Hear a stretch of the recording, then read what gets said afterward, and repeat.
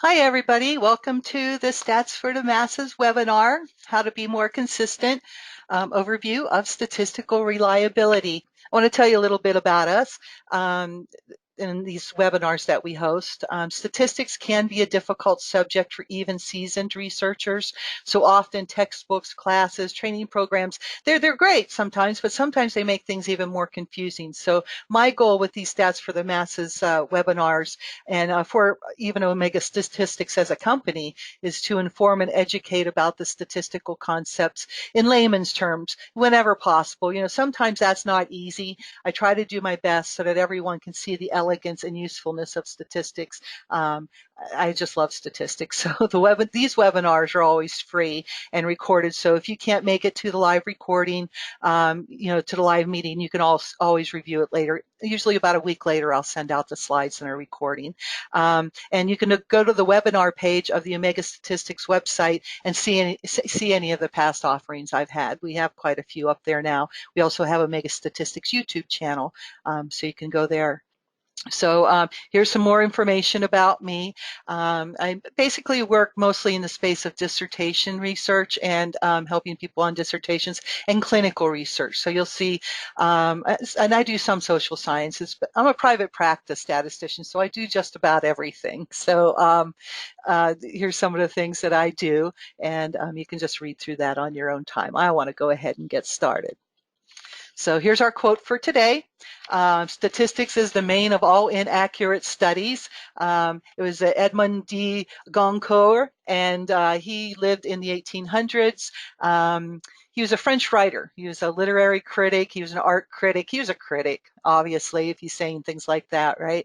He also published books, and every December, starting in 1903, he died in 1896, but every December in 1903, the Academy Awards, the Prix Goncourt, and it's the most prestigious prize in French language literature, and it's given to the best imaginary prose work of the year.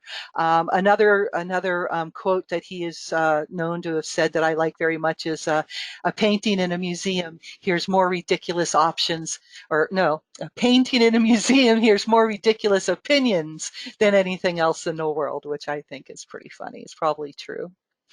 So here's what we're going to cover today. Okay, as you can see from these definitions, reliability is consistency, right? So we're going to look at inter-rater reliability. Cohen's Kappa is not so hard. Intraclass correlation is the one that really gets into your brain and kind of almost blows it up. Interclass correlation, which we've covered before and you're probably familiar with. We'll look at Pearson's correlation and Spearman's correlation. I also have a webinar on the YouTube channel on correlation set. This is basically just going to be a review of that. So if you want more information on correlations, definitely go look at that. Then we're going to look at test-retest reliability, and that's going to be looking at the consistency of measurements over time. So it's like you give somebody a test, and then maybe a month or two later, give it the same test to them again, and see how consistent that test is. The scores you're hoping are going to be the same, or not exactly the same, they never are, but close, right? And then we're going to look at internal consistency reliability. We're going to look at Cronbach's alpha, and that's basically looking at the consistency of participant responses over the items of a survey or a variable construct at one point in time. So we'll discuss that a little bit more when we get to it. So here's what we want. Here's what we need. We want accuracy and we want precision, okay? So it's important to know the extent to which the measurements are subject to error, right? How much error do we have in there? The degree to which our measurements mean what they represent, right? We want to make sure we're measuring what we want to measure. And these two things are what reliability tests are going to help us to assess. So you may have seen this before in other webinars or all about the web, you know, but here we have precision but not accuracy. What we want is really to be right here in this bullseye, right? So here they're precise, they're all in the same place, but they're not quite accurate. We're not in the middle, okay? Here we don't have precision, they're all over the place. But you know, they're getting, you know, they're pretty, it's it's around where we want it to be, but they're just not precise. Okay, here we don't have either. They're way off, and they're all over the place. These little X's, and then of course here's what we like. Okay, precision and accuracy. We want to hit the bullseye, and we want to hit it constantly. We want to be consistent, and that's the things we're going to try to do with our reliability testing. So. I'm going to be listing some tests that are commonly used. There are many more types of tests that we won't discuss today. We're going to look at examples of tests that are in the bold font here on this slide as far as the inter-rater reliability. There's also, I mean, a lot of times people will use just a simple percentage agreement on calculations, but just simple percentages of agreement is not very good to use because it doesn't take into account, they're not very robust. They don't take into account things happening by chance. There's always a chance that people can guess the right answer, or you could just have a chance that you have the rater say the same thing. There's always going to be a little bit of that. So just simple percentages correct or that match, you know, they're not, that's the percentage of agreement, just not going to take that into account. Okay, so inter-rater reliability is going to be the consistency of measurement for different observers or raters. Okay, so a question would be, are different observers consistent in their measurements? Okay, so we're going to look at Cohen's Kappa, and that's typically used with nominal type of data.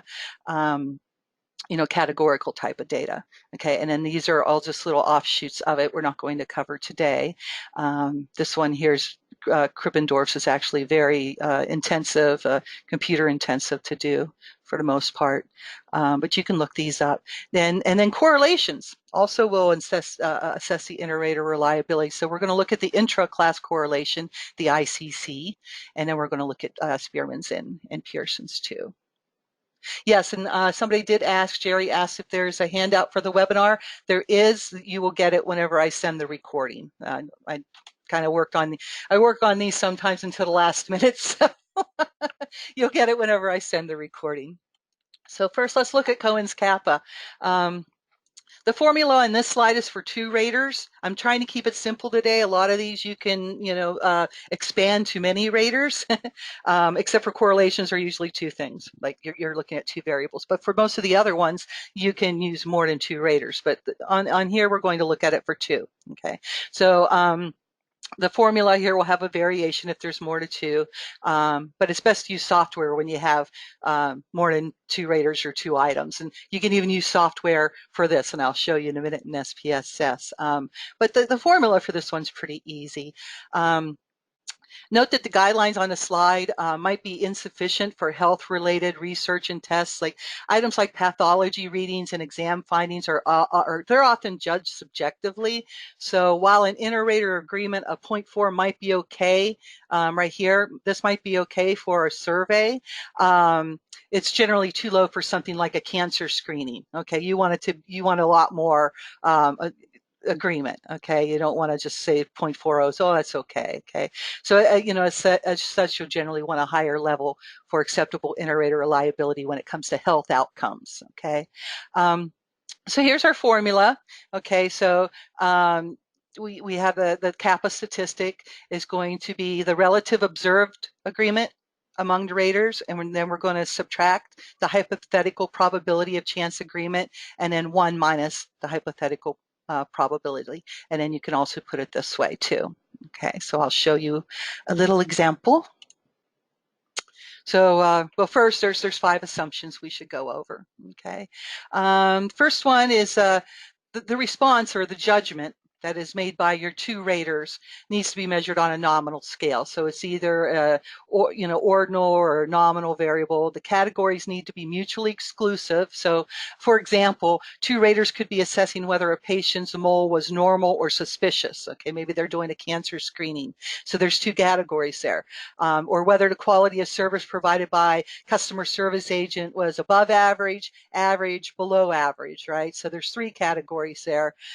Or whether a person's activity level should be considered sedentary, low, medium, or high. So there we have 4 categories, but it's these 2 raters we're looking at, okay? But we can have a lot of categories. In addition, these categories being assessed by the 2 raters should be, as I say, mutually exclusive, which means that no categories overlap. Like a rater, he can only consider a patient's mole to be normal or suspicious, but not both at the same time, okay? Assumption 2 is the response data are paired observations of the same phenomenon. And that means that both raters assess the same observations. So take the example I gave of 2 experienced raters or doctors who are asked to look at the moles maybe of 30 patients and decide whether to refer or not refer each patient to a specialist. So a single pair observation reflects the assessment of Dr. 1 for patient 1 compared to the assessment of Dr. 2 for patient 1. Okay, so they're comparing the same patient. So with 30 patients in a study, there's going to be 30 pairs, okay, of observations. That's simple enough. Assumption 3 is that each response variable must have the same number of categories and cross-tabulation must be symmetric. So you have to have squares. So a 2x2 cross-tab, 3x3, 4x4. So for example, a 2x2 cross-tab means that the responses of both raters are measured on a dichotomous scale. That is, you have a nominal scale with 2 categories. Maybe like, the mole is suspicious or not, scarring, no scarring, more trustworthy, less trustworthy, resuscitate, do not resuscitate, so on and so on, okay? A 3x3 would mean that the responses for both raters were measured on a nominal scale with 3 categories, okay? And so and so. And a 4x4 would be a nominal variable with 4 categories. So for instance, an undecided voter versus a floating voter versus a protest voter versus a partisan voter, right? And they can only be one of the 4 that they're being rated at. But the reason you have it like that is because person A has 4 different categories they can rate on, and person B has 4 different categories they can rate on. So our tables are always going to be symmetric. Okay, so assumption 4 is that we want the 2 raters to be independent, which means that one rater's judgment does not affect the other rater's judgment. So for example, if the 2 doctors in the example above discuss their assessment of the patient's moles before they record their response to refer or not refer, or maybe they're simply in the same room when they make their assessment, this could influence the assessment they're making, right? The final score they're giving. So it's important that the potential for that kind of bias is removed from the study design as much as possible.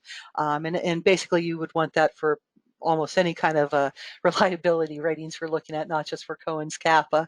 And then the final assumption is that the same 2 raters are used to judge all the observations, right? So this has been referred to as having fixed or unique raters. So if different raters were used for each observation or each patient, then Cohen's Kappa is not the appropriate test to use.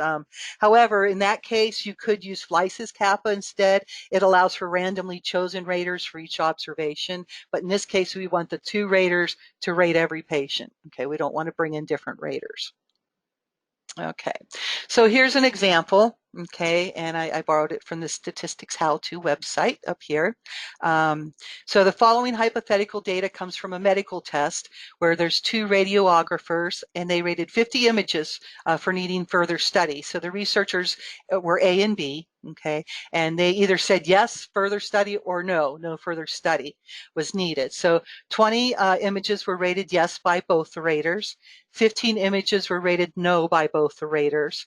Overall, rater A said yes to 25 images and no to 25, and overall rater B said yes to 30 and no to 20. So what I'm going to do is pull this up in SPSS so we can look at a little crosstab table, and it's going to help us with these computations. So first we're going to go ahead and run it. Here is the records. Okay, so we have 50. We should have 50, I hope. Yep. We have 50, okay? And here's rater A, what they said, and here's rater B, okay? So what we'll do is we're going to go into Analyze, and then we'll go into the descriptive statistics. We'll go into crosstabs, okay?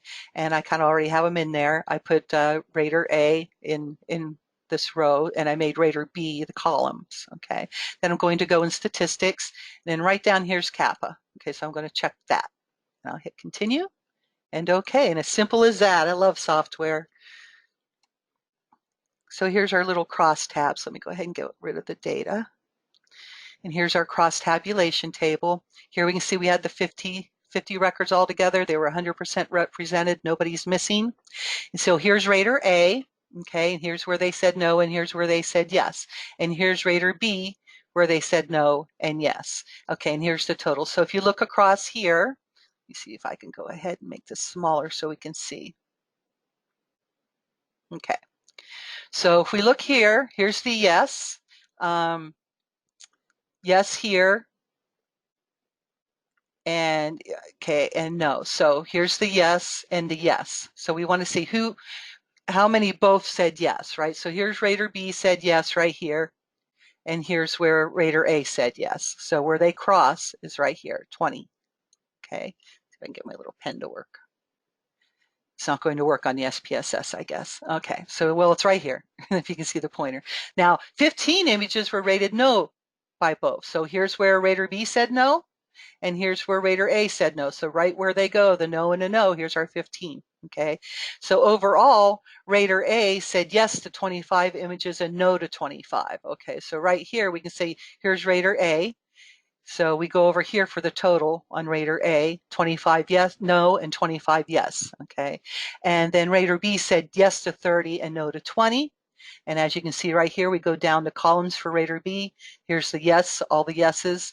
30 and no is 20. Okay, and so that's how you can see these are your marginal, they call marginal totals. Okay, so now we can calculate it, and here's what we're going to do. Okay, so first we're going to calculate that PO number. Okay, and the way we do that is we're going to take the 20 images that were rated yes by both and the 15 images that were rated no by both. Okay, so this PO, the relative observed agreement, is going to be the number that were in agreement divided by the total that were assessed. So we had 20 plus 15 divided by 50. So we have 35. 35 divided by 50, so that's going to be 0.7. Okay, so that's going to be our PO. PO is going to be 0.7. Okay, then we're going to find a probability that the raters would randomly both say yes. And now we're just going to get a little weird. You go, well, how do you do that? Well, rater A said yes to 25 out of 50, okay, or 50%. Okay, and then rater B said yes to 30 out of 50, or 60%.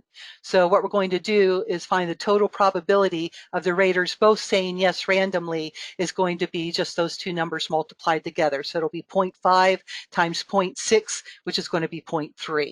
Okay, so that's going to be the randomly both yes. Then we're going to calculate the probability that the raters would randomly say no, and it's kind of the same thing. Rater A said no to half.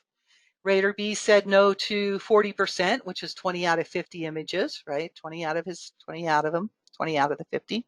Okay, so we're going to take the total probability of the raters both saying no randomly. So that's going to be 0.5 times the 0.4, which is 20%.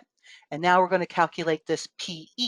Okay, and to do that, we're going to take our answers from step 2 and step 3 and get the overall probability that the raters would randomly agree. So we're going to take that 0.3 that we got from the step 2, where that was the probability of them both saying yes randomly, and then the other probability of them both saying no randomly, which came from step 3. So it's 0.3 plus 0.20 is 0.50, so 50%. So now we have PO is going to be 70%, 0.70%, PE is going to be 0.50, and then we're just going to insert them in here. We'll do what we call plug and chug, and if you do the math yourself, you can, or you can go down here and get your number. So it's going to be 0.4 if you do these calculations. Okay, and SPSS gives that to you. So 0.4, you know, that's not bad, right? It indicates a fair agreement. Okay, but sure, SPSS sure makes it easier, right? So, and here it's statistically significant too. Okay, so a lot of the things, like most of statistics, are dependent on sample size. The larger your sample size, the more you're going to see significance. But 40% is not bad. Okay, so that was for Cohen's Kappa. That's probably the easier one for today. Here's some variations. There's Scott's Pi. It's similar to Cohen's Kappa. But it was developed in the 50s, and then Cohen's Kappa was a better way, supposedly it is, and it was developed in the 60s. So this is, it's older. It makes the assumption that all raters have the same distribution on their responses. So Cohen's Kappa is a bit more informative and a bit more flexible, okay? There's Slice's Kappa, and that's when you're going to have more than 2 raters. Here's a link that you can use in Excel to do that, okay? R usually also has some very good programs for doing all of these reliability assessments. I'm using SPSS today, but check into R, especially for the ICC. There's a very good program in R, the IRR program, which is very good. And then there's the Krippendorf's Alpha, and this is going to be used mostly with contextual outcomes such as content analysis, or maybe the open-ended survey responses, like, you know, where people aren't just saying yes or no, but they're, you know, telling you something about it, right? So it's computationally intense, and it's going to use Bootstrap, but here's a link if you'd like to see how to use that and learn more about that. Let's see, it looks like Jerry had a question here. Can Krippendorf's be used in SPSS? Jerry, you know, I've never used it in SPSS, so I'm not sure. I've not used it in SPSS myself. And we have some other questions here. So let me see who else we have. So is the 40% is the amount of the total agreement between the 2 raters? Yes. Yes, that is true.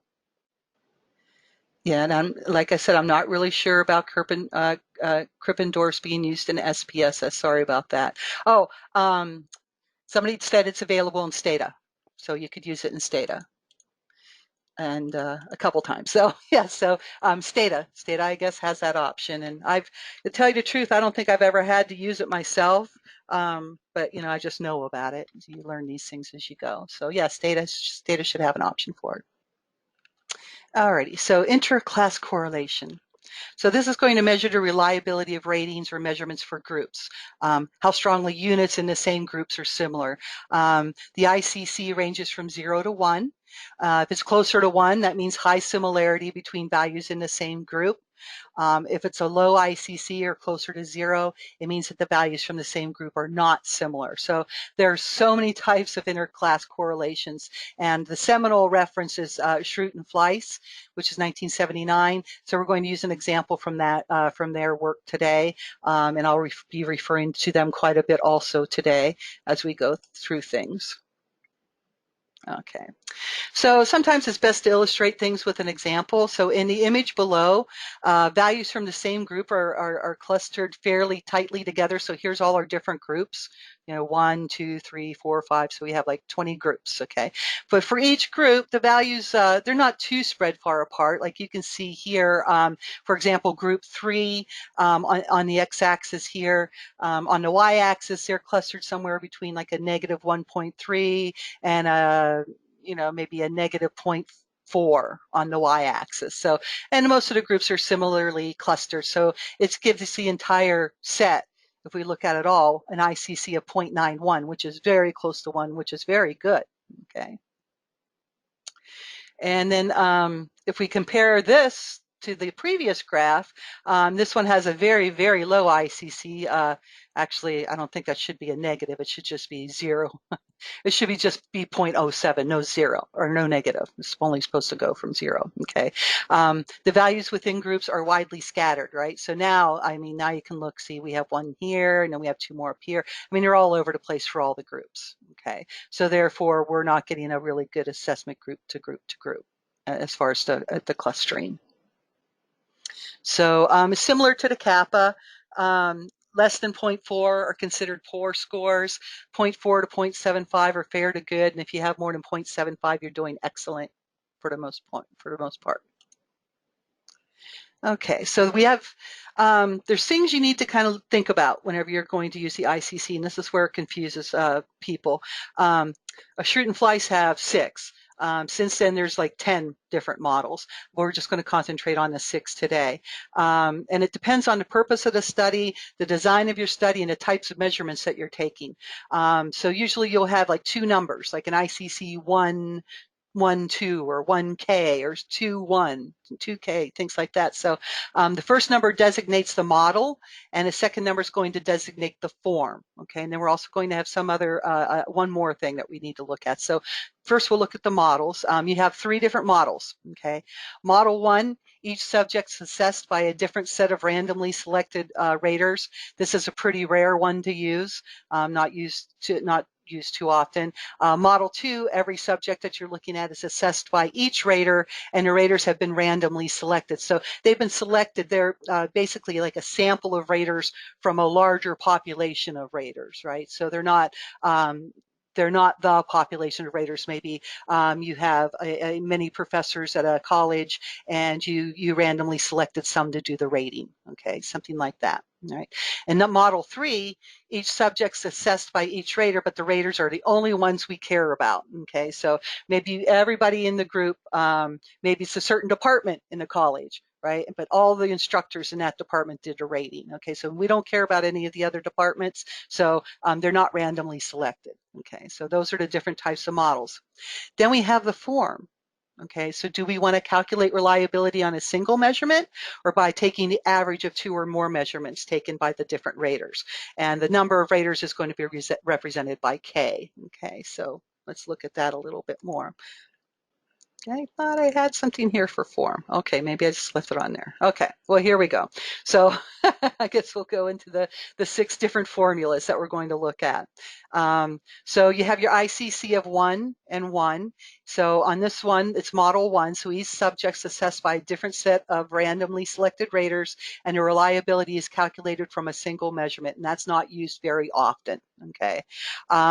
Here we have, they're similar to the above, but reliability is calculated by taking the average of the K raters measurements, okay?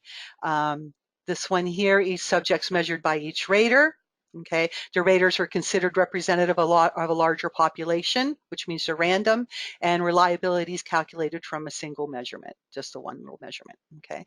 And here we have it similar to the one above it, but reliability is calculated by taking an average of the K raters measurements. So it would be, however many raters you have, you'd be taking the average of. So if you had 8 raters, the K would be 8. If you had 20, the K would be 20, and you would be taking the average, okay? Each subject's assessed by each rater for this one, but the raters are the only raters of interest, right? They're fixed, and then we're going to calculate from a single measurement, okay? And then similar to the above, we have the 3 and the K, where we only have that sample of raters. We don't care about any of the other raters, but we're going to take an average of all the raters to assess the reliability. And I'll tell you a little bit more about that. So this is how SPSS is going to define it. Okay, so the ICC of 1-1 is going, in SPS, it's going to be called one-way random single measure. Okay, and then the 1K is going to be the one-way random average measure. Okay, then we're going to have 2-1 is going to be two-way random single measure, then two-way random average measure, then we're going to have the two-way mixed, right, single measure, two-way mixed average measure. So I do want you to know that using the average measure is always going to give you that better ICC. It always does. So don't cheat. Decide on the form you're going to use before you run this, before you run your models. In most cases, you will be using a single measure, but sometimes you'll want to use the average measure. Just make sure you state it beforehand. Don't cheat and do it after, because sometimes there's quite a big difference between the single and the average. Okay. Then the last thing we want to look at is the type. We want to know if we want absolute agreement between our raters, or we just want them to be consistent. Absolute agreement means that the agreement between the 2 raters is of interest, including all the systematic errors of both raters and random residual errors. In plain English, we want the raters to be giving the same rating, the absolute same rating. So if one rater gives a 2, we want the other ones to give a 2. If one gives a 3, we want the other ones to give a 3. ICC you can also use with continuous variables. So if somebody's judging a measurement at 5 inches, we want everybody else to say, or 5.5 inches, we want everybody else to say 5.5. Consistency is we'll just look at two raters. Let's make it easy. The two raters, they're not necessarily agreeing, but they're consistent in their magnitude. And this is similar to what you might know about correlation, right? You can have a correlation of 1, but that doesn't mean that both variables have the exact same numbers in them. One variable might be a magnitude of 2 times the other variable, and you're going to get a 1 on your correlation coefficient. So for an example, rater 1 might give a rating of 2, 3, and 4, and rater 2 might give a rating of 4, 6, and 8. Well, the ratings are different, but rater 2 is consistent with rater 1 because his ratings are just 2 times rater 1, right? So you'll have 2, and the other guy's going to give a 4. You got a 3, and the other guy's going to give a 6, and so on, right? So this is just 2 times everything. So you're going to have that's consistency, okay? Here's some easier way to think about it if I was going to walk you through it. Okay, let's walk you through an example here. First, we want to ask some initial questions regarding our model, right? In the social sciences, we often have research participants complete surveys. Okay, in which case you don't need ICCs, you'd more typically use coefficient alpha, the Cronbach's alpha, which I'm going to show you at the end, to assess the internal consistency, reliability. But when you have research participants provide something about themselves from which you need to extract data, your measurement becomes what you get from that extraction. So, for example, studies collecting maybe dating profiles, okay? I want to look at some dating profiles and I want to rank them. So a team of researchers is looking them over, and then they make ratings based upon the content, the coding. Okay, they're going to code based on the content of the dating profile. So because the researchers are creating data from the profiles, it's not the original data, right? They're going to make mistakes, and they're going to vary in their ability to make those ratings. Somebody's idea of a 3 might be somebody else's idea of a 4, okay? So an estimate of inter-rater reliability is going to tell me what proportion of the ratings is real, which means what proportion represents that underlying construct, or a combination of the constructs, because there's all you conclude is that you're measuring something consistently. Okay, when you're putting in numbers in a computer, it doesn't know what the questions were. It doesn't know what the items on the survey were. It just sees the number, right? So it really, when you really think about it, it's just looking to see if your numbers are consistent. But you could throw in a lot of crazy questions and maybe get some really good reliability, and it has nothing to do with, questions have nothing to do with each other. So just remember that, so computers know the numbers. They only know what you put in. They're not able to read the surveys. Okay, so interclass correlation, it's going to be a useful estimate of that inter-rater reliability on the quantitative data because it's highly flexible. As I was talking about the Pearson correlation, it's a valid estimator of inter-rater reliability, but only when you have meaningful pairings between 2 and only 2 raters, right? So if you have more than 2 raters, or if the rate's different by the raters are differing by the ratee, like you have different raters for different people being rated, that's where this ICC comes in. So if you have qualitative data like categorical data, then we're using the Kappa, right? So you're not going to use the ICC. So there is an unfortunate thing about the flexibility. It makes it a little more complicated than many of the estimators. This is going to be the most complicated one we're going to cover today, so I just threw it at you early on. While you can often just throw items into SPS to compute a coefficient alpha on a scale measure, there's several additional questions you're going to ask when you're computing the ICC, and there's going to be a restriction too. So the restriction is pretty straightforward. You must have the same number of ratings for every case rated, okay? So here's the 2 questions we're going to ask first. Do you have consistent raters for all the ratees? In essence, do the exact same raters make raters on every ratee? And then the other one is, do you have a sample or a population of raters? Remember, that mattered. Are we using all the raters we care about, or did we pull some raters out of a bigger population of raters randomly? If your answer to question 1's no, then you're going to use the ICC1. And this is called, in SPSS, calls it one-way random. Okay, so in coding tasks, this is uncommon because you can typically control the number of raters fairly carefully, right? And it's most useful with massively large coding tasks. So for example, if you had 2,000 ratings to make, you might want to assign 10 research assistants to make 400 ratings each. So each research assistant is going to make make ratings on 2 ratees. Okay, so you're always going to have 2 ratings per case, but you're going to have different people rating them, right? And you're going to counterbalance them so that randomly 2 raters are going to make ratings on each subject. So it's called the one-way random because number one, it makes no effort to disentangle the effects of the rater and the ratee, which is one effect. And then it also assumes that these ratings are randomly drawn from a larger population, which is a random effects model. So the ICC1 will always be the smallest. It's always going to be the smallest of the ICCs too when you get your numbers back.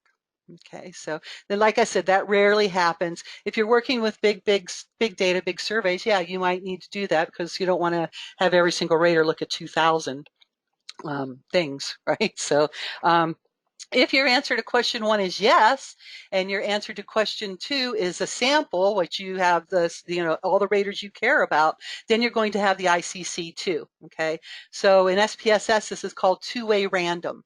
So it's different than the ICC1 because ICC2 assumes that the variance of the raters is only adding noise to the estimate of the ratees, okay? So that the mean rater error is going to be 0. In other words, while a particular rater might rate ratee 1 high and rate ratee 2 low, it should all even out across the many raters, right? So even though they might have different ratings, it should all even out. Like so, ratee 1's going to get the high and ratee 2 is going to get lower overall, okay? But like the ICC1, it assumes that random effects model for raters, but it explicitly models this effect. So you can sort of think it like controlling for rater effects when you're producing an estimate of reliability. If you have the same raters for each case, for each ratee, this is generally the model to go with, okay? You're going to go with the ICC2.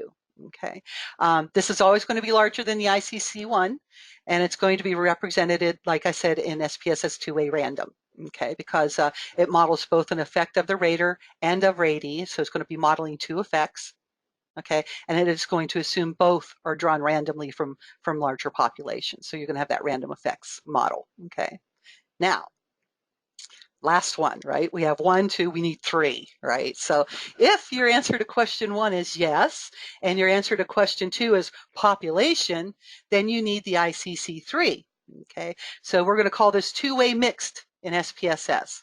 Okay, the ICC is going to make the same assumptions as the ICC2, but instead of treating rater effects as random, it treats them as fixed. Okay, this means that the raters in your task are the only ones that you care about. Okay, this is kind of uncommon, okay, in the coding because theoretically your researchers are only a few of an unlimited number of people that could make the ratings, right? But sometimes, like I said, maybe you want just all the people in a certain department to do the rating. That's all you care about, right?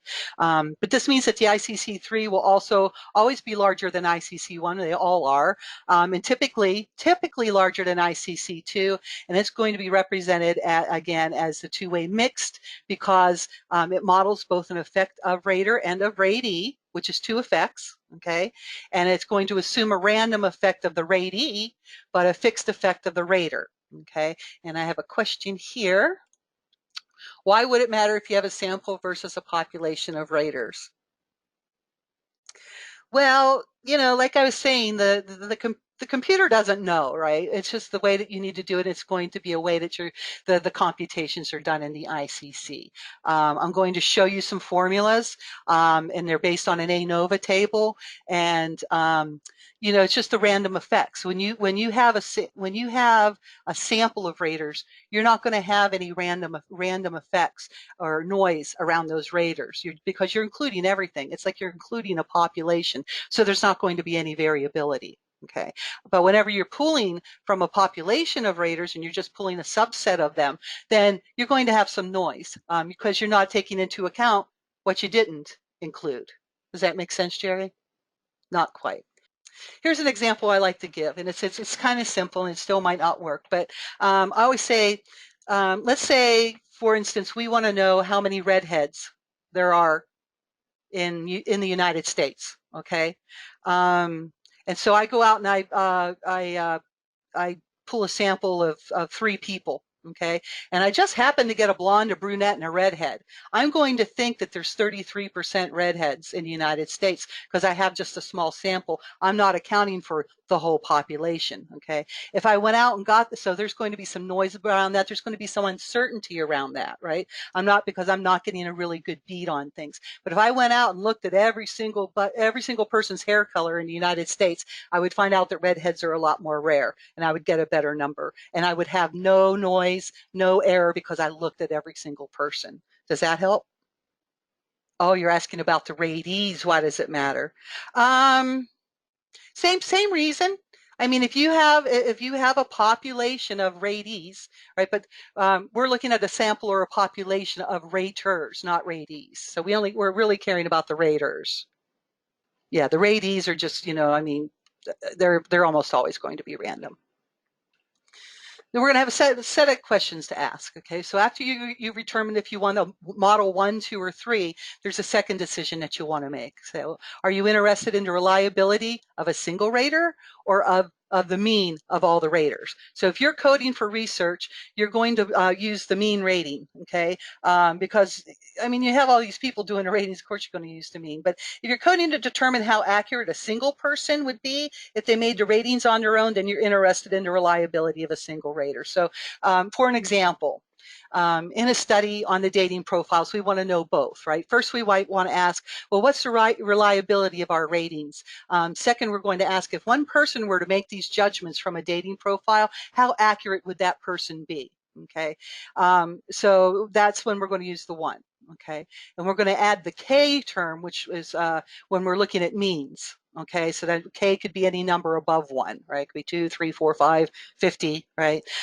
So and 1 when we're looking at the reliability of what we're guessing at what a single rater would think. Okay, so if I computed an ICC2 with 6 raters, then I'd be computing ICC2 6, right? If I computed an ICC of 1 with 16 raters for every case, but was only interested in a single rater, then I'd be computing ICC2 1. So for the ICC with a 1, like you have a number, right, and then a 1, the model, but you have the form of 1, a large number of raters will produce a narrower confidence interval around your reliability estimate than a small number of raters, which is why you'd still want a large number of raters if possible, even when you're estimating for a single rater. And that just kind of makes my head explode. But basically what you're doing is with statistics, we're always guessing, right? We never know the truth. So we're using a lot of raters, but we're making an assessment as to if one rater wants to look at this, how accurate, how reliable would they be? But we're going to take that information from all the raters, okay? So that's pretty confusing. Usually, I'll tell you what, most people use average anyway because it gives you a better ICC, and a lot of times in research you want to know the average. You don't want to just make it for if I'm going to look at a single kind of rater. So we're not quite done. So let's see that out here. So yeah, so here we wanted to know these two. Okay, the mean of the raters or the reliability of a single rater. Okay, so one more thing. Third set of questions to ask, and it's going to be about the agreement, right? Consistency or absolute, right? So after you determine which the specificity of your model in the form, the third decision is to figure out whether you need a measure of absolute agreement or consistency. So as I was saying, if you studied correlation, I think you had the idea of consistency. They can be off by a factor, a multiplicative factor, something like that, and still have a very good correlation. But if you're using a mean ICC where you have like, ICC, I need a better pencil. And then we have like whatever our model number is here. And then we have the K.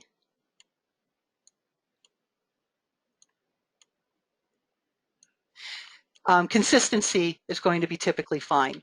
Okay, especially for coding tasks such as mean differences between raters. It's not going to affect subsequent analysis on the data. But if you're interested in determining the reliability of a single individual, you'd probably want to know how well that score will assess the real value. So, but this one usually, you know, the mean, like I said, is usually used most often. So here we're going to use an example. Okay, the design I'm discussing, this is from the Schrute and Fleiss. I always think of Doug Schrute from The Office every time But for the design which I'm discussing, okay, we're going to have 6 subjects. Okay, they're right here. There's our 6 subjects. We're going to have 4 raters. Okay, and so we're going to have the six rows and 6 rows and 4 columns. Okay, so we're going to start with a simple example where we have the 6 subjects, each rated by a different set of 4 judges, like a set of 4 different judges, okay? For example, you might be looking at a sample of college applications where each applicant's rated by 4 teachers, okay? And those will be the judges. The raters are going to be the teachers, and here's our applications, okay? It's important to note that for the first example, different students would be rated by a different set of judges because they went to different schools, right? These students, they went to different schools. So judges would be considered to be a random variable from a huge population of potential teachers. So you could think of this as an analysis of variance problem. And I'm going to show you ANOVA tables and some formulas you can use to calculate these ICCs. And you would think of it as an ANOVA problem with 4 groups, which are the teachers, and 6 subjects, which are your applicants, okay? Applicants are considered a random variable sampled from a population of potential applicants, okay? So for the case that we're going to be looking at, we're going to define the intraclass correlation as the ratio of the variance attributable to subjects divided by the total of the subject and error variances, okay? And this is what we're going to get from an ANOVA table. So if the ratings by the 4 raters are in perfect agreement, there's going to be no within subject variation because they all said the same thing, right? So there's no noise, no error. And that ratio is going to simply involve a variance term for subjects divided by a variance term for subjects plus 0, right? So it's going to end up being 1, all right? On the other hand, if there's little or no agreement between the raters, okay, then the subject term might be quite small. This error term could be very large right here, okay, because now they're all over the place on their rating, and then our ratio could be somewhere near 0, and that's the ratio. So this is going to be, this ratio is our correlation, interclass correlation coefficient, okay.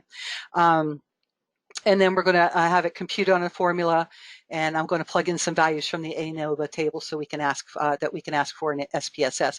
SPSS will provide us the ANOVA table, and of course it's also going to compute the ICC for us. So we're so lucky. Here's the ANOVA table we're going to get. Okay, so let me go ahead and run an example for you in SPSS, and I'll send these data files to you too, so you can play with them. It's going to be the ICC data. So I just put it into SPSS, okay? So here's our subjects and here's our 4 raters. So I'm going to go into Analyze, then I'm going to go down into Scale, I'm going to go into Reliability Analysis, and I'm going to take my 4 raters, and I'm going to put them over here. I'm going to go to Statistics. Okay, and here I have, I'm going to ask for the F-test because that's going to give me the ANOVA table. And here I want the intraclass correlation coefficients, and it's going to ask me what kind of model I want and what kind of type I want, okay? So on this one, I'm going to choose one-way random and consistency. Okay, it automatically will put that there. Test value 0 because I want to compare it to, it's like a hypothesis test, right? You always test against the nothing, no effect, nothing's going on. So an ICC of 0 is like nothing, right? So I always like my 95% confidence interval. So I'll hit continue and then okay. So you can see right here, it gives you the ANOVA table, okay? Tells me I have, they even gave me a Chromax alpha, we'll look at that later. But here's our ANOVA table right here, okay? And we can use the information from this table, all these mean square values in here, to derive just about any of these ICCs that we want, okay? SPSS won't do them all. If you use the IRR function in R, it'll automatic, you can set it up so it'll give you every single interclass correlation coefficient for all the models and forms, okay? But in this one, SPSS doesn't quite do all of them. It does 6 of them. And there's like I said, I think 10 or so now. But here's our interclass correlation coefficient. It gives us both the single measures and the average measures. So this would be for the form of 1, and this would be our form of K, okay, K being 4. Okay, and our interclass correlation for the single measure is 0.166, and for our average is 0.443. As I was saying before, the average measures are always much bigger. You also get confidence intervals. They go negative here. Okay, so we would just say probably from 0 to that. So they're rather large confidence intervals. We only had 6 subjects and 4 raters. So this basically is, especially in the average measure, I mean, we got everything but 1, just about, didn't we? And it's not significant over here if we look at our test. Okay. So it's just the smaller samples, but this is what we got. Okay, let me see if I can go ahead and make this a little bit smaller. So here's our formula, which is also equal to this. So we have the mean square for rows. This one here is the mean square for residual sources of variance, and we have mean square error, and we have the mean square for columns. N is the number of subjects, and K is the number of raters or measurements, okay? So in this case, we have 6 subjects, 4 raters. MSR is going to be this one right here, 11.242, okay? MSW is going to be down here, this the one that says total here within people, 6.26. Okay, let's see, MSE is going to be this 1.09 here, okay, and then what do we have left? MSC is going to be this big one right here, 32.486, okay, so we're not using this one. Okay, we're just these guys up here, okay? And basically you can just take those values from the ANOVA table, plug and chug, and you'll get your number, okay? And this is for the single, okay? There are formulas for the others too, or the average. Let me go ahead and go to the next page, okay? Here's our, for our 6 ones that we kind of can get in SPSS. So this is for our one-way random single measure absolute. These absolutes are here. And here's for our consistencies down here, okay? And here's all our different formulas, okay? So you can play with these, okay? And here I put the little key down here, okay? And then I also put this here so you don't have to go back and keep looking at this. So here's your, you can just look at this page and these are the different ones you would use. So, okay. Not this one, though. We don't care about that one, okay? And here's more information and formulas are at this link. This is a very good article. I suggest getting that if you want to use it, look at that a lot more. You know, you can do them by hand if you get that ANOVA table. All right, that was the tough stuff. Okay, now we'll get into some more fun things. Okay, correlation. So I have a textbook, you know, a lot of times I like to show the textbook and then the stats for the masses kind of explanation, right? So you can read through this if you want.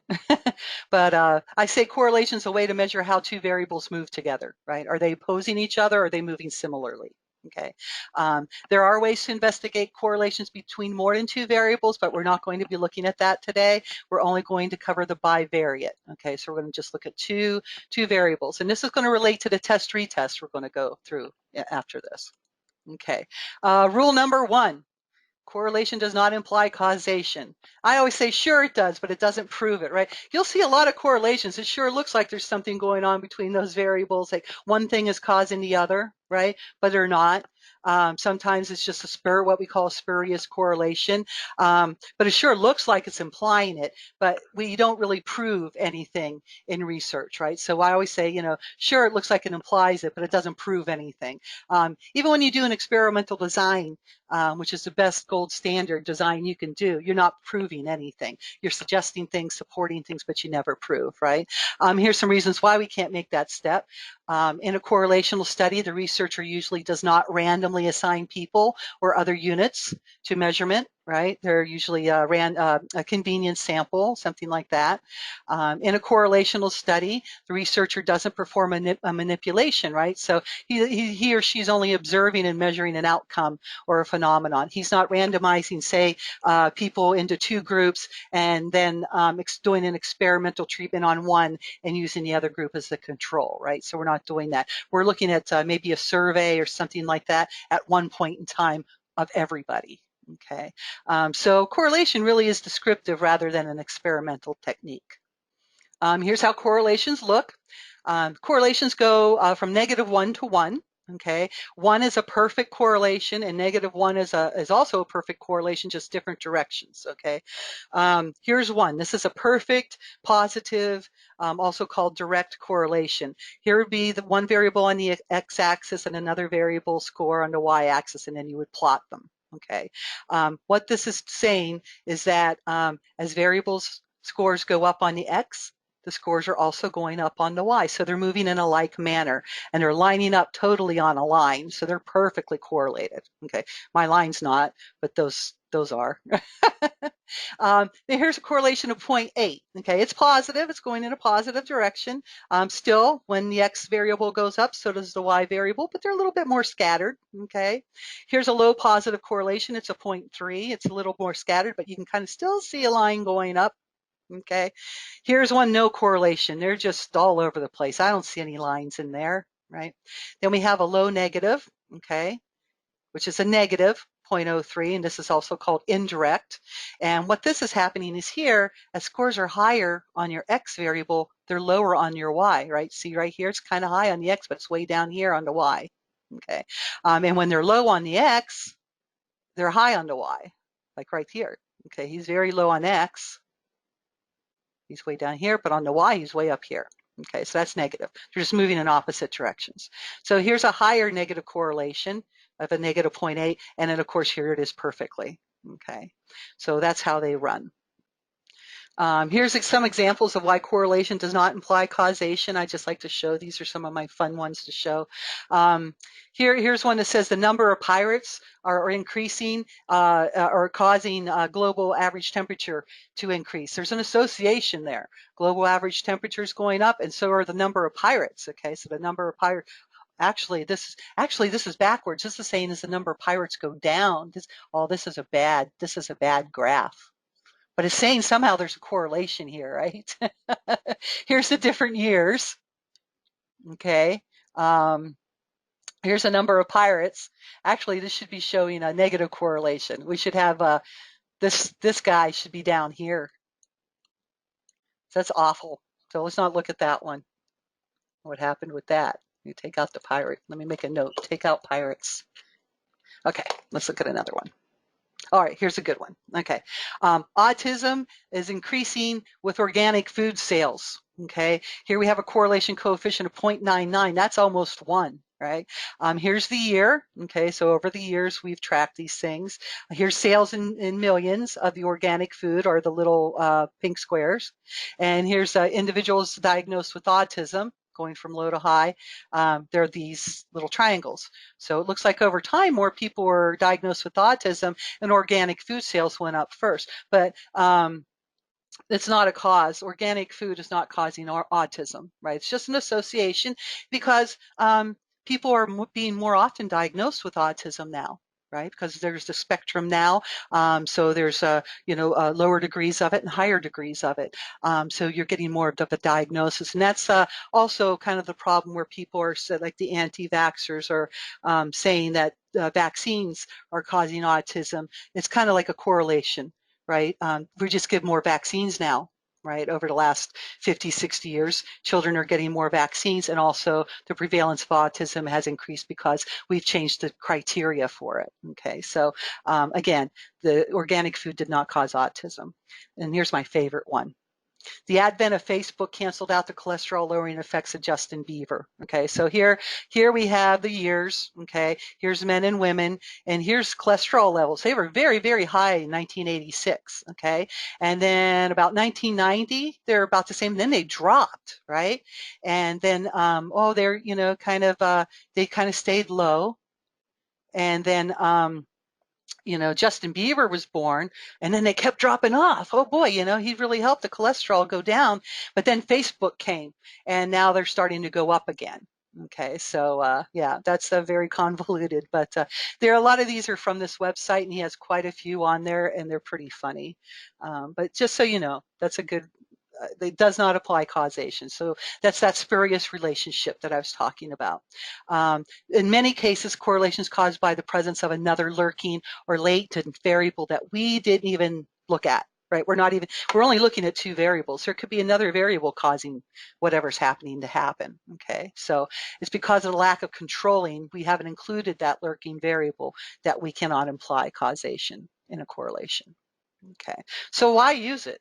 Okay, well, the correlation can be used to predict the value of one of the variables if the value of the second variable is known. Sometimes that's useful for that.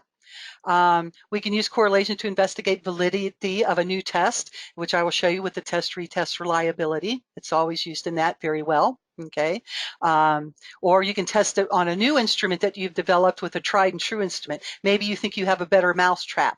Maybe there's a stress survey and you think yours is just as good, and it can be used because maybe it has less questions on it. So you could test it with a tried and true instrument to see if you have a very strong correlation that could be indicative, right, that you have an instrument that might be easier for people to use. Reliability, of course, which is what we're doing, right? Measure changes in the same measurements over time within subjects or over different participants, which is between subjects, okay? Or hypothesis testing of a theory. Sometimes it's just not convenient or ethical to perform an experimental study. It would be great if we could, but a correlation is about the best we can do. An example I give is that, do adults, we want to know if adults who are visually impaired at birth have greater hearing when they're older, when they grow up. Well, I can't randomize healthy babies into two groups, blindfold or otherwise restrict the vision of one group and not the other, and then keep them sheltered from latent environmental variables until they're grown and then test their hearing when they're 18, right? However, I could perform a study where I compared the results of tests of visual acuity versus hearing acuity for all the subjects, right? And then maybe look at it. Or I can place adults into two groups, those who have vision problems and those who don't, and give them a hearing test and then compare the difference in scores, okay? That would be a quasi-experimental design, okay? They've already come in the groups that they've been in. But often a correlation is performed in an initial study, and then you take the results of that might suggest a further study is warranted, then you go into your experimental, okay? Or your quasi-experimental. So they are useful. There's so many. We're not going to cover all of them today. In general, you should know probably by now the 3 levels of measurement, and the type of correlation you use is going to depend on the level of measurement. So you have continuous variables. I always say those are ones that you can put a decimal place in. Okay, so age, height, weight, measurements with rulers, any kind of instrument you're using maybe to measure, an instrument is you're using to measure fill rates, things like that. Okay, those are continuous because like it could be 5 foot. You could be 5'2", you could be 5'2.5", you could be 5'2.989". You could just keep going and going with it. Okay, ordinal is kind of similar to a continuous, except you don't have the decimal places. They can't be broken down into smaller and smaller pieces, but they can be ordered. Okay, so Likert scales, like from strongly disagree to strongly agree. Education level, right? Did you finish just high school? Did you go some college? Do you have a bachelor's degree? Things like that. Age group. Are you in the 10 to 20-year-olds, 21 to 30-year-olds, so and so, right? Actually, I would always like to just get age, but sometimes you just get groups. Okay, nominal. Those are variables that have no rank or order. They just are what they are. So what's your favorite movie? What's your race, ethnicity? What's your favorite color? Yellow's no better than blue. White's no better than black. It's just a category, right? Three Amigos, Fight Club. I can't tell which one I like better. So, movies, you might have a preference, but they're just categories, okay? There's a special type of nominal variable that we use in correlation, which is going to be important in the choice of correlation to use. It's dichotomous. It's scored with a 0 and 1, so you use them for yes, no, either or, go, no go, male, female. Okay, you can use it for that too. You're going to code one category as 0 and another one as 1. Okay, so here's some types of correlation and the different ones you would use. Okay, and here's how they're kind of the notation for them. So if I have a continuous y variable and two continuous x, I have continuous x and continuous y, they're both continuous variables, I'm going to use Pearson's.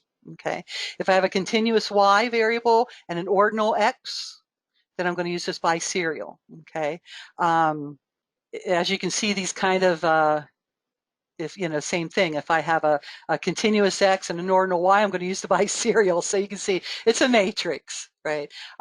If I have ordinal y and ordinal x, I'm going to use the Spearman's row. So these are the ones we'll use most: Pearson's and Spearman's. Okay.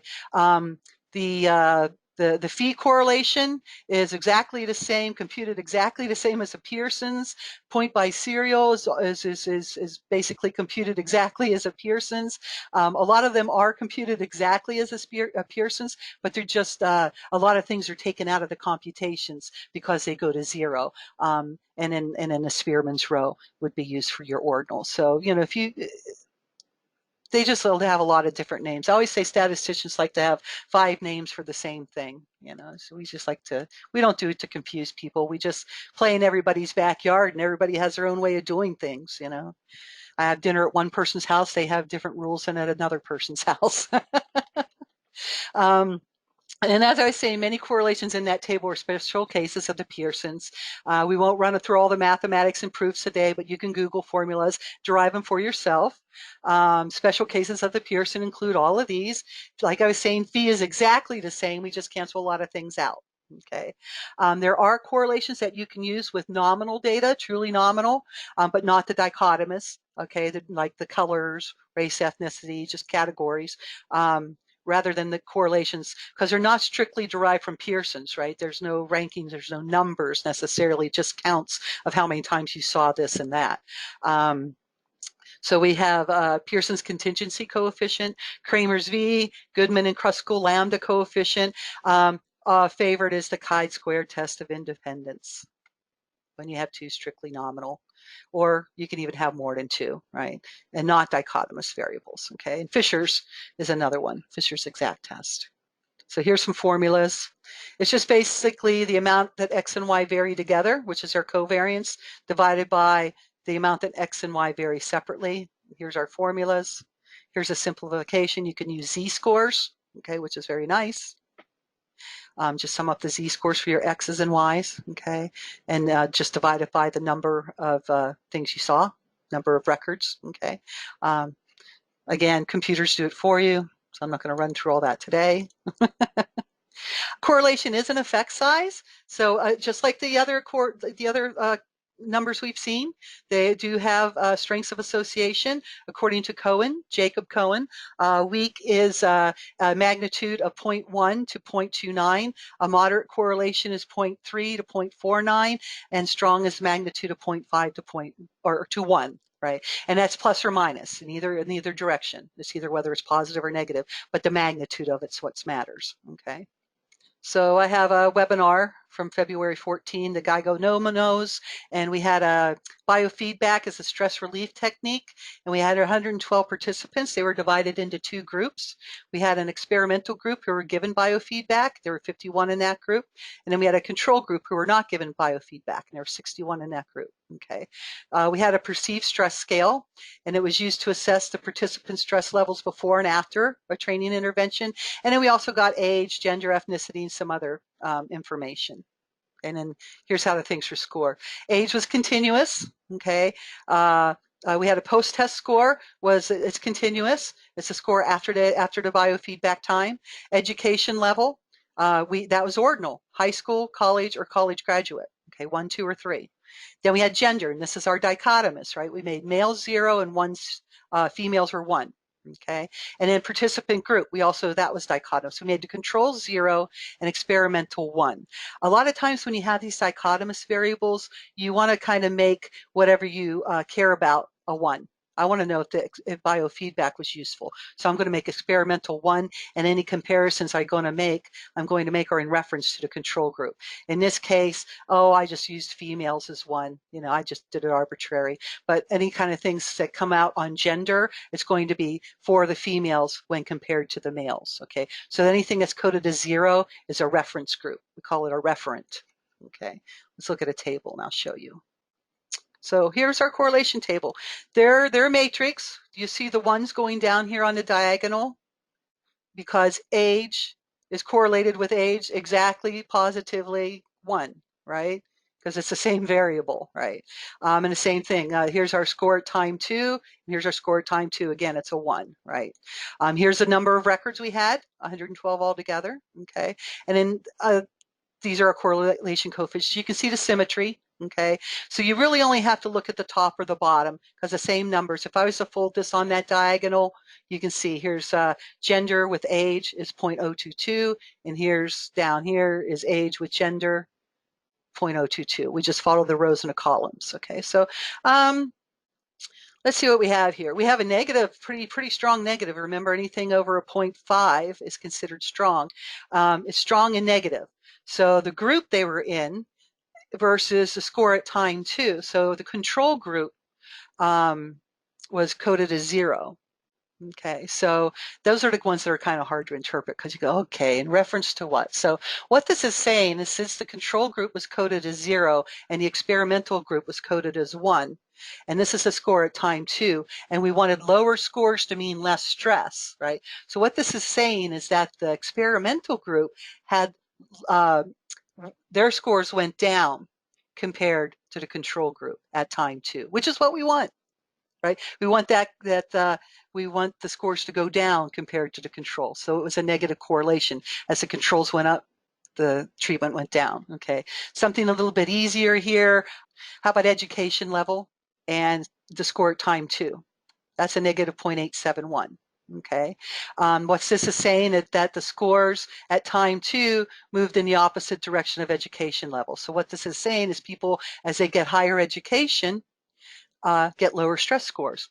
That's nice to know. So the more educated you are, the lower stress. However, this is a Pearson's R, and remember, education was ordinal. Okay, so we want to use Spearman's. So let's look and see what Spearman's looks like on education level. So here's education level. Oh, look, it's much better. A lot of times you would think Spearman's, because it's a non-parametric kind of technique, might be worse than Pearson's, but not always. Okay, actually, we got a better score on that one. So, try to use the test you should use. But of course, in either case, they're both good, right? They're both they're both telling us something. But yeah, that's it for correlations as far as the overview on those. And you can go back and look at the correlation. I have a webinar on it to learn more. Do you have any questions on correlations? Oh yeah, Jerry mentioned that back on the ICC he found 10 variants. Yes, and the paper that I mentioned earlier on ICC shows the 10. I just couldn't fit them all together on the screen, and I just stuck to the 6 in SPSS. Okay, okay. So let's look at the test-retest. So it uses correlation. It's a way of determining reliability. You administer a test to a group, and then after a period of time, the same test is re-administered to the same group. Right? So you have to have the same people and the same test. We also call this stability, reliability, which I kind of like. It kind of rhymes, okay? So for educational research, examination of scores over a 2 or 3 month period is usually sufficient for test-retest reliability. The time interval between the two tests should always be reported when you're using this test-retest as a measure of reliability. If you test people and then do it the day later, you're probably going to get better reliability because they're going to remember the answers. Sometimes too, they'll take a test and then they know what the test is, and then they come back, they study, right? Or they kind of look and see what the right answers were, and they come back and they do better. So you always have that. People have a way of really complicating statistical things. So anytime you have humans, that's what happens. But we have what we have, and that's why a lot of statistics is trying to control for that error, right? Or the noise that's supposed to account for some of these things, right? So So we have pre-post testing in educational settings, drug testing, medical evaluations, testing of precision or measurement tools or equipment like in process control. How good is this measuring? How precise are we in our measurements? That's very important. Again, I think I mentioned fill rates. You might want to get it to the 10th of a millimeter, 100th of a millimeter. How precise can you get it? So we want to test that precision to see how good we can, how low we can get on the precision and still have good reliability. So basically, the longer period of time between tests, the lower the reliability is likely to be. So people tend to remember what they've answered if the time duration is shorter. Okay. Some things you should remember: after 2 tests have been administered, a reliability coefficient's calculated to determine the relationship between the 2 scores. It's basically just your correlation coefficient. Okay. If the exact same results are obtained, you're going to get that coefficient of 1, right? And that's rarely happens. Even the person taking the test a day later might be a little bit different in their answers, especially if the test is a long test, right? You can't remember every single answer. The coefficient's influenced by the amount of time that's passed, as I mentioned. Some concerns, right? The exact same test must be given at both times. Don't change your questions. Don't change the test, right? That's just going to invalidate everything. The items on the survey or the test should be structured so a person will be consistent in responses, right? Don't make them confusing. That's why a lot of times you'll have pilot testing, or you'll have a group of experts look at it, to see if your questions are ambiguous. Because if a person doesn't understand the question, they might guess it, or they might, just pick an answer because they don't really know, or they might leave it blank, which is another one. Okay. So internal consistency reliability is the last one. So we'll go through this one really quick. There's a few types of tests to assess items that make up a construct in a survey instrument. Okay. Today we're going to focus on Cronbach's alpha. It's the most commonly used test of internal consistency. There's other tests there's some called equivalent forms testing, and you can sometimes there's a split half reliability you can use where you split the test into 2 halves and look at them. Different tests covering same topics, things like that. But we're going to look at Cronbach's alpha. Internal consistency reliability is just a big way of saying that we want to make sure that every participant who took that survey answered similarly. So if the test was supposed to measure, and what we're going to look at stress. If a person is answering high stress on some questions and answering things that relate to low stress on other questions, they're not being internally consistent. They're not being consistent in their answers, right? What we want is if they're answering high stress, we want them to answer higher stress, basically more or less in all the 10 questions. So if it's a Likert scale from like 0 to 4 and 4's high stress, we want to see a lot of 3s and 4s for that person if they're high stress. If they're low stress, we want to see a lot of 0s and 1s. If they're like, then you might want to see 2s, 2s and 3s, but you don't want to see somebody going 1, 4, 0, 4, like that, okay? And that's internal consistency reliability. Here's the alpha coefficient. Here's how you figure it, okay? K is the number of variables or questions on your test or survey. This VI is the variance of scores on each question, and the VT is the total variance of overall scores. I'm not going to go into it too much, but if we look at the rightmost part here, it deals a lot with the variability.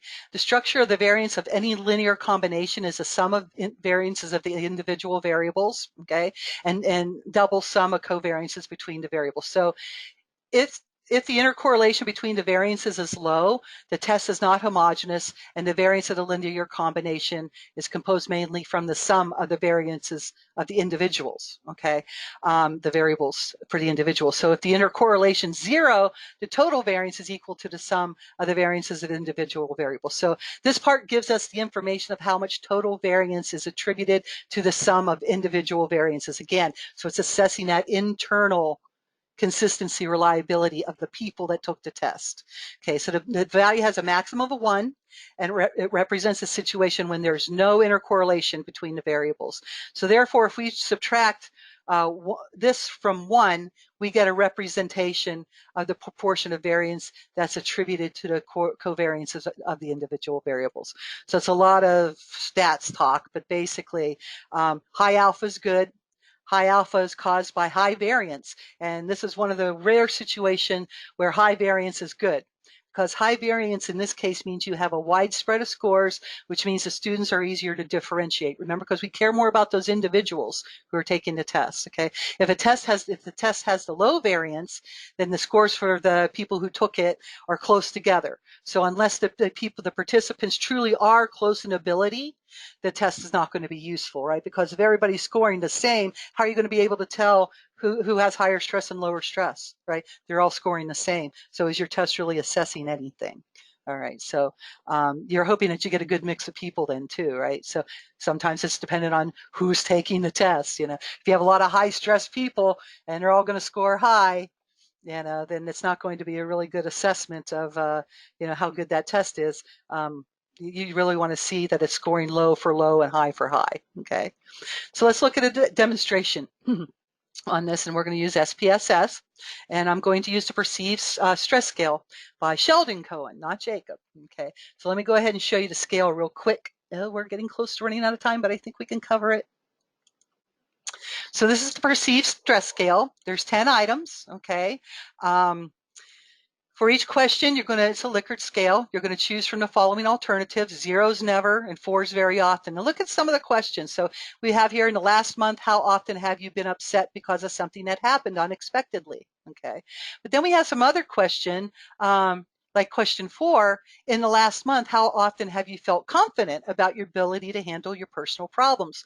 Well, they're kind of asking different things, right? This one is asking, this one would be answered if you were stressed, you would answer a 4 probably if you were very stressed, and 0 otherwise. But on this one, you would probably, if you were very stressed, answer 0, right? So a lot of these, and they're made this way, a lot of surveys, it's very smart to do that in a survey.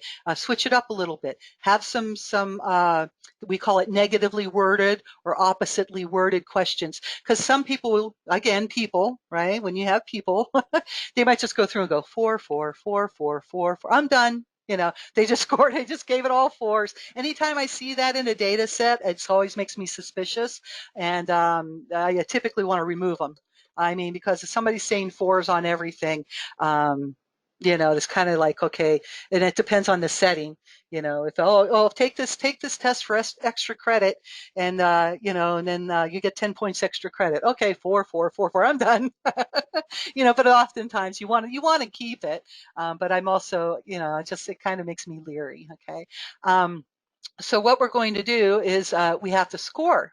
Okay, and this tells us how to score it. Okay, and basically we're just going to add up our scores and get a total. Okay, and then you have your total score here, and here's our range of scores. They can go anywhere to 0 to 40. Okay, and of course higher scores are higher stress. So let me go ahead and I'm going to open this up and show you some problems that can happen with the Chromebacks Alpha, and this is why you need to be careful. So here's perceived stress scores. Okay, I got some information here, but here's the 10 scores. Okay, you know, PSS 1 to 10. So I'm going to go into Analyze, and I'm going to go into Scale, Reliability, and this time I want Alpha down here and make sure that's checked. Okay, and then I moved everybody over here. Okay, all my PSS scores. Okay, then I'm going to go into Statistics, and I'm going to check these. Okay, Item, Scale, and Scale if items deleted. So I want these all checked. Okay. I can ask for some other things if I want, but I'm just going to do this for today. Okay, then I'm just going to hit continue, and I'm going to hit OK. Okay, so let's see what we get. So here's our reliability. So reliability coefficient of 0.7 or greater is usually considered good. If you get a 0.7 or more, then you can say that you have internal consistency in your instrument, okay, in your survey. So I'm going to look here. Oh my gosh, it's 0.126, okay, and I had 10 items, okay. Here's some item statistics, just the means for all our people on each of them. It looks like they're all scoring fairly low here, okay. But boy, this 126 I don't like. That's not 0.7, right? It's 0.126. Here I can see if, well, maybe there's something messing this up. So I can go down here and look at this item total statistics, and I can see if I remove any of these, how it would change my alpha. Well, my gosh, if I remove anything, it looks like it's going to make it worse, except for right here. If I take out 8, it's going to make it go up to a 0.402. That's still not the 0.7 I want. Some of them will go negative. And oh my gosh, a negative Cronbach's alpha. Anytime you see something like this, or you see something low like this, and it's a tried and true instrument, go back and look at your data. Okay, here's what happened. We were supposed to reverse score some of those items, right? We were supposed to reverse score 4, 5, 7, and 8 because they were positively worded. Oh, this is the wrong data set. Let me go back. Here, where are we? Go back. So what I need to do is recode 4, 5, 7, and 8. And then hopefully I will get a better score. So let me go back in and I'm going to reverse code those. So now it matches up the way it should. So I'll go into transform. I'll go into recode into different variables. And I'm going to go ahead and pick, what is it, 4 and 5 and 7 and 8. And I'm going to move them over. Okay. And I'm not going to have to give them all new names. So let's say 4 recode.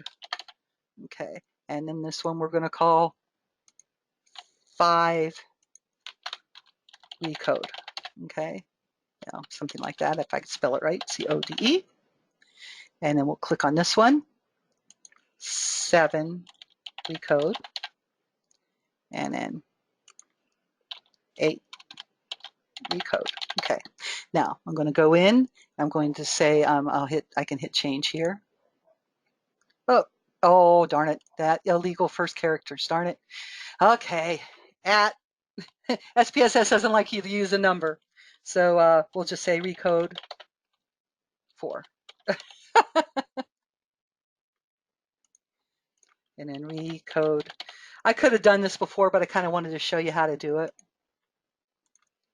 Recode 7. So bear with me. We won't go over too much.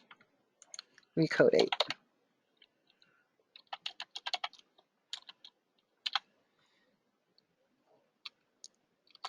Okay, I'm going to change those. Good. Oh, and I have to hit this. Recode 4. Change. Okay. So much easier whenever I'm working by myself. Nobody gets to see how I mess it up. Okay, so I changed them all. Okay, now I'm going to go into old and new values. So they were 0 to 4, right? So I just need to recode them. So if they're 0, the old value, the new value I want to be 4. Okay, I'm going to reverse code. If they're a 1, I want it to be 3. If they're a 2, I want it to stay 2. And if they're 0, 1, 2, 3, if they're a 3, I want it to be a 1. If they're a 4, I want it to be a 0. Okay, so there we go. And it's 0, 1, 2, 3, 4, 4, 3, 2, 1, 0. So continue. I already did the change. And OK. All right, so now I'm going to go in, and I'm going to check my alpha again with my new variables. So now I'm going to go into Analyze, Scale, Reliability. I'm going to take these guys out. Let's see, what was 4, 5, 7, and 8. So I'll take out 4, take out 5, take out 7, take out 8. Now I will put in these guys, 4, 5, 7, and 8. Cross my fingers. Remember, statistics is still all the same here. Just leave that. Click OK. There's my new Cronbach's, 0.746. Yay, I'm happy it's greater than 0.7. And again, I can still look down here and see, if I pulled something else, if it would improve anything. Doesn't look like it would. Okay, and you don't really want to, if it's a good Cronbach's, don't go down there and look for something to make it better. First of all, it's a tried and true instrument. Leave it like it is as much as you can.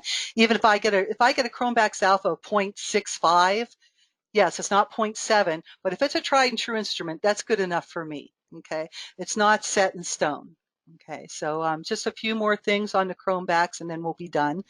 So let me go ahead and pull this back up. Okay, so we kind of talked about the low alpha. If you have a low alpha or a negative alpha, make sure you didn't reverse code. Make sure you reverse coded if you needed to. Something might need to be reverse coded. Items that look bad, right? There might be some things that look bad. You might have some, you have a coefficient alpha that, you know, it's kind of off a little, and you go down into the individual items and they don't look so good. Maybe if you remove one, it's going to really improve things. Check that out. Check out what that question was. That could be something somebody didn't understand, maybe guessed at, right? You know, insufficient number of items. You really would like to have at least 4 items on any survey or measurement tool like this instrument. If the lower the number of items, the lower your Chromebax alpha is going to be. So the first thing I will do if I have a low Chromebax after I check for reverse coding is to check my numbers of items. So again, if I get like a 0.62 and I only have 4 items, I will often say, if it's a tried and true instrument, if it's been used before, hey, you know, it's just a low number of items, you know, and so that could be causing it. And I'll go with the fact that it's been used a lot before, okay? The longer the survey or test, the better the alpha is going to be. So again, the more items you have, the better it's going to be, okay? So just some things to know on those. Here's some more references here, more references there. There's some information about me. If you have any questions, you can email me. You can go to the website and see all kinds of stuff. Like I said, you can also type Omega Statistics YouTube, and a lot of little videos will come up. And that's it. And have a great rest of the week. And thank you guys again for coming, and look forward to seeing you again in November. Okay? All righty. Bye-bye.